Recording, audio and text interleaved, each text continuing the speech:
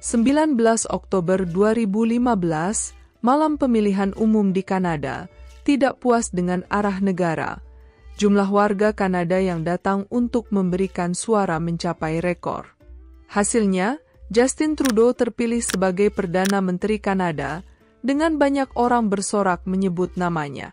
Trudeau menyampaikan satu pesan sederhana, sudah waktunya untuk perubahan di negara ini, perubahan yang nyata.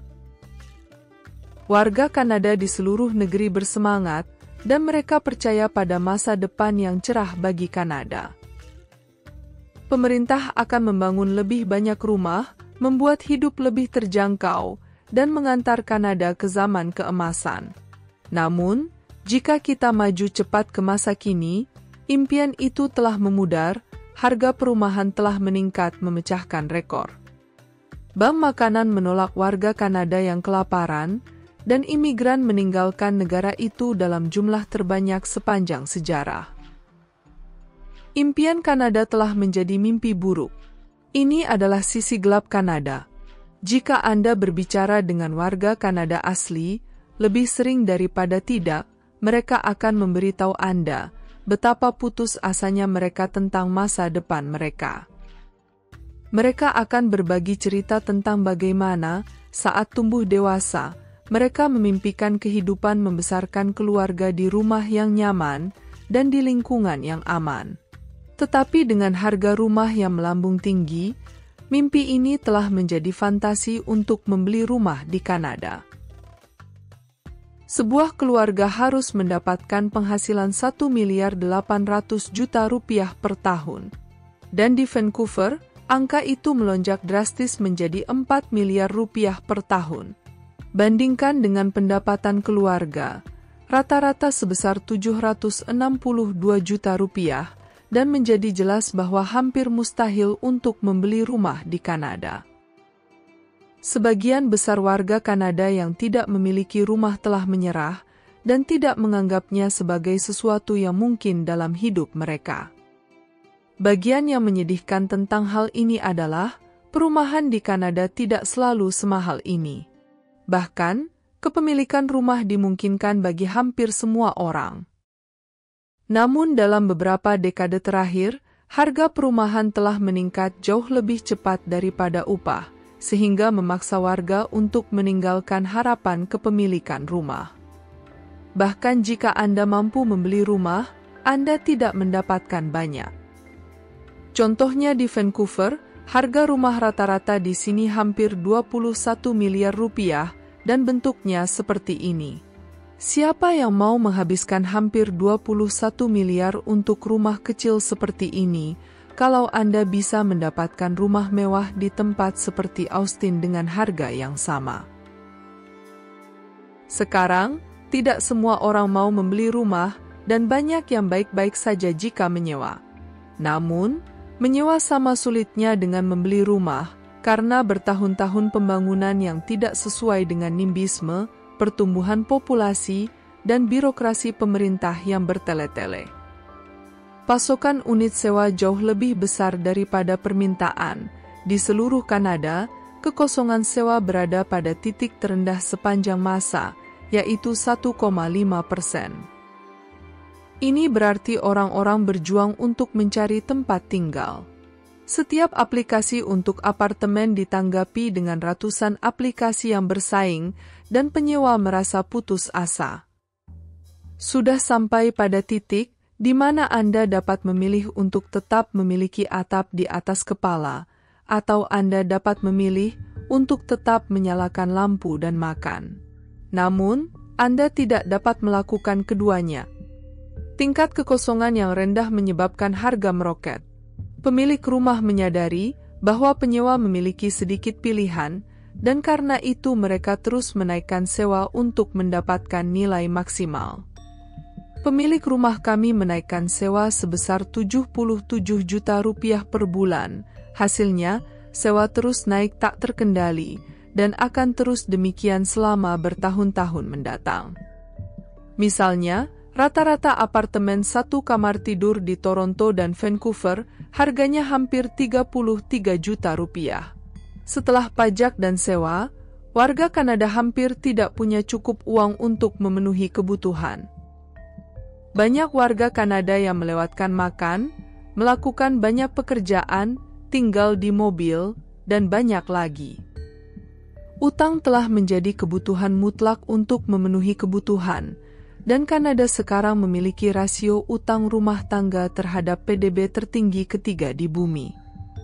Semua ini diperparah oleh ketidakmampuan pemerintah untuk membantu. Bahkan, banyak yang berpendapat bahwa pemerintah membuat hidup jauh lebih sulit bagi warga Kanada. Masalah dengan harga perumahan adalah kombinasi dari kebijakan pemerintah federal dan lokal, dan tidak adanya tindakan di tingkat federal. Perdana Menteri Justin Trudeau telah mengawasi kenaikan harga real estate Kanada terbesar dalam sejarah. Sebagian besar disebabkan oleh kebijakan imigrasinya. Sejak 2016, pemerintah telah menerima hampir 3 juta imigran di negara tersebut. Itu adalah rekor dan 40% lebih tinggi per tahun dalam beberapa dekade terakhir. Lebih buruk lagi, ada lebih dari 1 juta mahasiswa asing di negara tersebut. Dengan meningkatkan populasi secara signifikan dalam waktu yang singkat, pemerintah telah menekan pasar perumahan yang sudah kurang dibangun. Ini adalah ekonomi sederhana. Meningkatnya permintaan tanpa meningkatkan pasokan menyebabkan harga naik. Lebih jauh lagi, sebagian besar imigran mencari rumah dan apartemen tingkat pemula yang memberikan tekanan yang tidak proporsional pada rata-rata, dan warga Kanada muda yang mencari properti awal. Misalnya, banyak mahasiswa di UBC tidak dapat lagi menemukan tempat tinggal, dan sekarang tinggal di mobil van dan tempat parkir untuk bertahan hidup. Seorang mahasiswa bahkan terbang dari kota lain karena lebih murah daripada biaya sewa. Rumah kos juga umum di seluruh negeri, di mana tuan tanah menjejalkan 5 mahasiswa ke dalam satu kamar tidur untuk memaksimalkan keuntungan. Namun, imigrasi bukanlah satu-satunya alasan kenaikan harga, dan mudah bagi orang untuk menyalahkan, tetapi dikarenakan Kanada telah kurang berinvestasi dalam perumahan selama beberapa dekade. Faktanya, CIBC memperkirakan bahwa Kanada membutuhkan 5 juta rumah lagi pada tahun 2030 untuk mencapai target rumah murah. Pengembang setuju bahwa ini tidak mungkin. Tentu saja, Anda tidak dapat mengubah haluan dalam semalam untuk membangun rumah, dan di Kanada, pemerintah daerah telah menunjukkan keengganan untuk berinvestasi dalam perumahan. Alasannya pertama, warga yang memiliki rumah seringkali menentang pembangunan karena akan menurunkan nilai properti mereka. Persetujuan izin sulit diperoleh dan NIMBYisme menantang sebagian besar pembangunan. Pejabat terpilih mengetahui hal ini dan karena itu tidak terlalu memaksakan pembangunan perumahan untuk menghindari kekalahan dalam pemilihan umum. Lebih jauh lagi, setiap kota dan provinsi memungut banyak pajak yang menyebabkan bertambahnya biaya dan jangka waktu pembangunan rumah. Di beberapa kota, hal ini menambah lebih dari 20% biaya pembangunan rumah, dan biaya ini dibebankan langsung kepada konsumen oleh pengembang.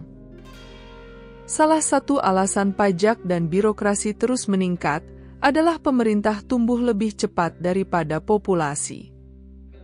Investasi asing Kanada adalah tempat yang sangat menarik dan aman untuk menginvestasikan uang Anda, tetapi juga merupakan salah satu tempat termudah untuk mencuci uang. Bom lain dalam skandal pencucian uang yang sedang berlangsung, sebuah laporan mengatakan bahwa pemerintah menyetujui menggunakan sejumlah besar uang di pasar gelap untuk membeli dan menjual properti di Kanada, terutama Vancouver dan Toronto. Tetapi apa yang telah dilakukan pemerintah untuk menghentikan ini? Tidak ada yang dilakukan pemerintah, pencucian uang masih semudah seperti sebelumnya. Sekarang perumahan hanyalah salah satu komponen dari mimpi buruk ini. Bagaimana dengan biaya sehari-hari yang dihadapi warga Kanada? Kanada mengalami kenaikan harga pangan lebih dari 10% sejak 2022, yang menyebabkan hampir 2 juta warga Kanada mengunjungi bank makanan pada bulan Maret 2023, rekor tertinggi dan 2 kali lipat dari level tahun 2019. Salah satu alasan harga pangan Kanada begitu tinggi adalah kurangnya persaingan. Tetapi keuntungan jaringan toko kelontong bukanlah alasan inflasi pangan. Sejumlah perusahaan memiliki hampir 80% pangsa pasar. Pemerintah secara historis tidak melakukan apapun untuk mencegah konsolidasi industri makanan, yang telah menyebabkan pasar yang sangat terkonsentrasi yang mampu mengekstraksi keuntungan maksimum. Contoh terburuk dari hal ini adalah roti yang hanya didominasi oleh 2 pemain. Tidak hanya itu, pemerintah telah membantu meningkatkan harga pangan di Kanada untuk melindungi industri unggas, telur dan susu. Hal ini saja menyebabkan rata-rata keluarga Kanada menghabiskan rata-rata hampir Rp4.900.000 per tahun. Rencana federal menetapkan harga pada polusi untuk menurunkan emisi dan memacu inovasi pada jenis investasi dalam pengurangan emisi yang kita butuhkan. Kisah kebijakan pemerintah yang menyebabkan harga lebih tinggi bukanlah hal baru. Misalnya, pemerintah memperkenalkan pajak karbon yang membuat harga gas dan pemanas lebih mahal dari sebelumnya. Warga Kanada menghabiskan lebih banyak uang untuk gas daripada negara G7 lainnya. Pajak karbon telah menghadapi penolakan yang besar dari warga negara dan politisi. Faktanya, anggota parlemen liberal telah menentang pajak karbon karena jumlah keluhan telah meningkat drastis. Hal ini memuncak di provinsi-provinsi Atlantik ketika warga tidak dapat lagi menanggung biaya pajak karbon. Mengingat penggunaan bahan bakar minyak yang mahal dan menyebabkan polusi, pemerintah liberal mengakui dan mencabut pajak tersebut sebagai upaya agar tidak kehilangan dukungan. Baru-baru ini, pemerintah telah mengembangkan narasi bahwa sebagian besar warga negara akan baik-baik saja meskipun ada pajak karbon karena adanya potongan harga. Namun, pejabat anggaran parlemen mengklarifikasi dan mengatakan bahwa warga negara lebih buruk jika menyertakan implikasi ekonomi. Namun, ini tidak hanya terbatas pada pajak karbon. Warga Kanada mengalami harga yang lebih tinggi di berbagai industri karena pemerintah. Contoh yang paling mencolok adalah telekomunikasi. Berikut pertanyaan singkatnya. Apakah warga Kanada membayar terlalu banyak untuk tagihan telepon seluler dan internet di Kanada? Tentu saja ya. Pasar nirkabel Kanada adalah yang termahal di dunia, 7 kali lebih mahal dari Australia, dan 1000 kali lebih mahal daripada Finlandia.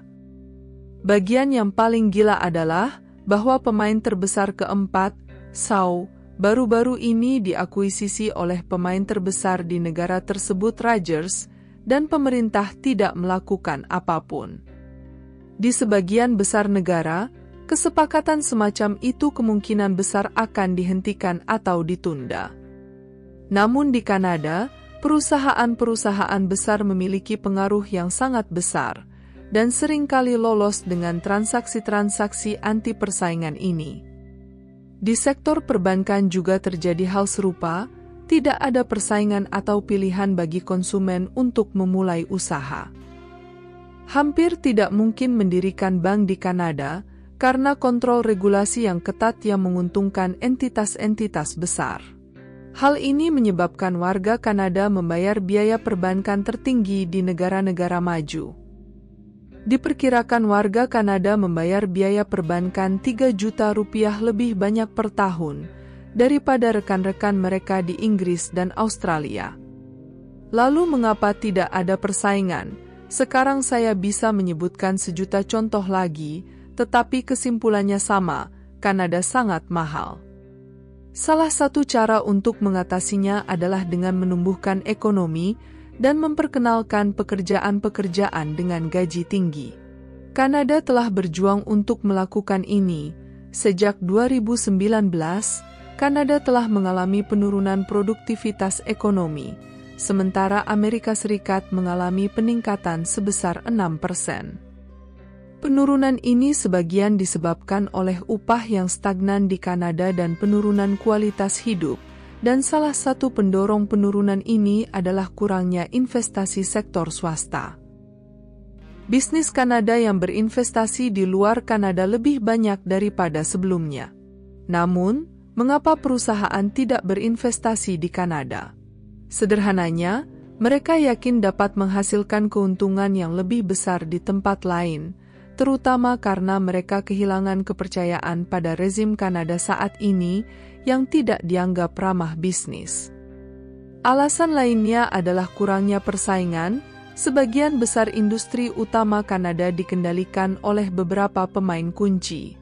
Para pemain ini tidak memiliki insentif nyata untuk berinvestasi, yang menyebabkan penurunan produktivitas. Amerika Serikat memiliki tingkat konsentrasi pasar yang kecil di seluruh industri, yang menyebabkan investasi ulang dan inovasi yang konstan, karena perusahaan terus mencari keunggulan kompetitif. Alasan lainnya adalah intervensi pemerintah, misalnya, Kanada telah mengalami penurunan besar dalam investasi di sektor energi, karena harga federal yang menghukum industri tersebut. Sejak 2014, investasi energi telah menurun hampir 710 triliun rupiah per tahun. Namun, orang bisa saja berpendapat bahwa minyak dan gas adalah masa lalu, dan Kanada harus fokus pada masa depan ekonominya. Itu benar-benar adil, namun, sejak 2016, PDB yang berasal dari perusahaan teknologi hanya tumbuh seiring inflasi. Artinya PDB tidak benar-benar tumbuh sama sekali. Semua upaya pemerintah untuk memberi insentif pada investasi industri telah gagal, namun, ini tidak hanya terbatas pada bisnis besar dan arus keluar uang. Kanada mengalami eksodus perusahaan rintisan dan talenta terbaik yang belum pernah terjadi sebelumnya. Setiap tahun, sebanyak 7% warga Kanada pergi ke selatan perbatasan untuk mencari peluang. Pekerjaan membayar lebih tinggi, biaya hidup lebih kecil, dan Amerika Serikat jauh lebih dinamis. Yang kalah dalam skenario ini bukanlah pemerintah, tetapi warga Kanada yang bekerja keras, yang hidupnya terus menjadi lebih sulit karena produktivitas terus menurun. Bank sentral akan memiliki lebih sedikit keleluasaan untuk mempertahankan suku bunga yang lebih kecil, yang selanjutnya akan meringankan biaya hidup. Secara keseluruhan, prospeknya tidak terlihat bagus. Mari berharap sesuatu segera berubah. Jadi apa pendapat Anda? Mengapa tak ada seorang pun yang ingin tinggal di Kanada? Beritahu kami di komentar di bawah. Terima kasih telah menonton, dan jika Anda menikmati video ini dan menganggapnya informatif, silahkan klik tombol suka dan berlangganan.